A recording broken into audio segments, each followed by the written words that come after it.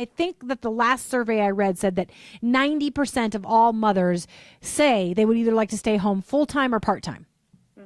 And yet 70% of moms work outside of the home. And I don't know how many of those are full-time, but a great majority of moms works outside of the home. Yet most of them would rather be home at least part of the time. And so you made that choice. It's Channel Mom with Jenny Dean Schmidt. We're here for you. And now I'm in the throes of parenting, you say. Kids who still don't sleep through the night. I'm exhausted, and you never know when one will suddenly start projectile vomiting, wipe their bottom on a bathroom towel, come down with pneumonia, poke their sibling in the eye with a turkey baster, or have a large set of deer antlers come crashing down on their head, requiring stitches. And then you say in parentheses, these are all things that have happened in our house in the past 2 weeks alone. Okay, I kind of knew motherhood would be tiring. I kind of knew motherhood would be hard. I kind of knew motherhood would be messy. But this is something you just have to go through to understand. And then, of course, you also go on and talk about the value of motherhood, but you say it's certainly not glamorous. And you ask, is this all? So talk about the feelings that you've had and the struggles that you've had as you go from being probably a career woman who got some accolades to being at home with nobody saying, here's your paycheck. You did a great job today. And so we don't get the same accolades at home being stay-at-home moms. Shelley and I both know that. So talk to moms about why you wrote that particular blog. Yeah, and even you just reading that, my eye kind of started twitching, thinking about how stressful those 2 weeks were. But yeah, it's so hard. I mean, it's so beautiful and it's so wonderful. But like I said, it's just something you have to go through to really know and to really get.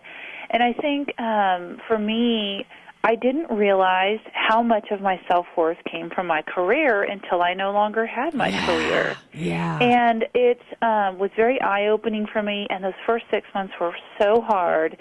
And I live out in the middle of the country, too. It's 7 miles to our little town, and there's not like all these well-formed play groups and activities. And so I felt very lonely, very isolated. And looking back, I don't regret it, but it was very difficult because I no longer had people, like you said, giving me the accolades, telling me well done, or you have your performance reviews. And like you said, your children don't give you that same type of feedback. And so I've really had to learn to get my self-worth from the right places. And also it made me reflect on my relationship with God because you know, who do I really want to be approving me at the end of the day? Yeah. Is it my coworkers? Is it my peers, my industry, or does my relationship with God need to be solid? And that's even the same way with my children too.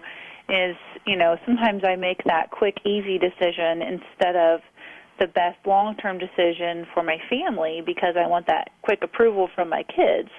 Yeah. So it's been such an education, I will say. It is an education, and thank you for saying that. Shelley knows that I've gone through the times where I've fallen on the carpet feeling like I'm getting no accolades or value back from what I'm doing through Channel Mom or what I'm doing through my family. And so we wait around to feel like we're super mom or we're superstar on the radio or whatever in our career.